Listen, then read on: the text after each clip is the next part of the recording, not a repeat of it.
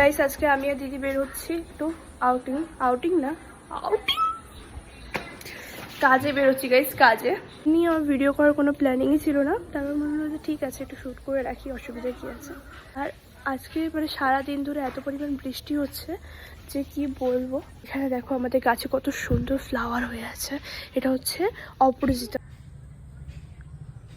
Ready হয়ে আমার দিদির ব্যাগ নিয়ে, ওর ফোন নিয়ে, সব নিয়ে চলে এসেছি। আমার দিদি এখনো বের হচ্ছে না। কি করবো বলুন তো গাইস, আমার দিদি যে এত লেট কি বলবো। সেই আস্তে আস্তে ঘুটঘুট করে নামছেন উনি, আর আমি ওনার ফোন নিয়ে ভিডিও করছি। আমার দিদি চলে এসছে। চল এবার আমি আসছি, চল।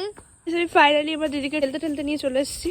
এবার একে নিয়ে আমি যাব, মানে এত লেট কর। হ্যালো ফ্রেন্ডস, আমি সিমরান। আজকে আমার ব্লগের ইন্ট্রোটা আমার বোনকে দিয়েই আমি শুরু করলাম। তো আপনারা দেখতেই পেলেন আমরা দুই বোন মিলে এখন যাচ্ছি বাজারে, কিছু কাজ আছে আমাদের। আর আজকে মেনলি বোনের কাজের জন্যই বাজারে যাওয়া। প্রথমে তো গেছিলাম আমরা লাইব্রেরিতে, সব কাজ মিটিয়ে এখন আমরা চললাম। আমরা তো গিয়েছিলাম একটু বেলার দিকে, কিন্তু এত বৃষ্টি হয়েছিল সেদিনকে, একদম বাজারঘাট ফাঁকা ফাঁকা। তো সব কাজ মিটিয়ে এখন আমরা চলে এলাম বিরিয়ানি কিনতে। তো বিরিয়ানি তো নিয়ে নিলাম, আর বললাম যে বাজারঘাট একদম ফাঁকা ফাঁকা, সেই জন্য আমাদের টোটোতে অনেকক্ষণ ওয়েট করতে হয়েছিল। তারপরে বাড়ির পাশে নেমে আমরা চলে গেলাম একটা সাইবার ক্যাফে। ওখানে কিছু কাজ মিটিয়ে বোন বায়না ধরলো যে আইসক্রিম খাবে। তো যতই যাই হোক না কেন, বাইরে বেরোলে একটু আইসক্রিম না খেলে যেন হয় না। গাইস এই স্কুলটা তোমরা কারা চেনো আমাকে কমেন্ট করে জানিও।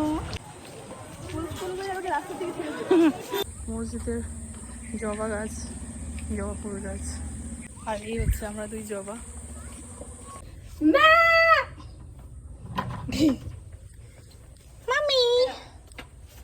তো এই তো বাড়ি চলে এলাম, এখন আমরা লাঞ্চ করে নেব। তো আজকের ভিডিওটা এইটুকু। ভালো লাগলে সাবস্ক্রাইব করে রাখবে। টাটা, বাই বাই, আল্লাহ হাফেজ।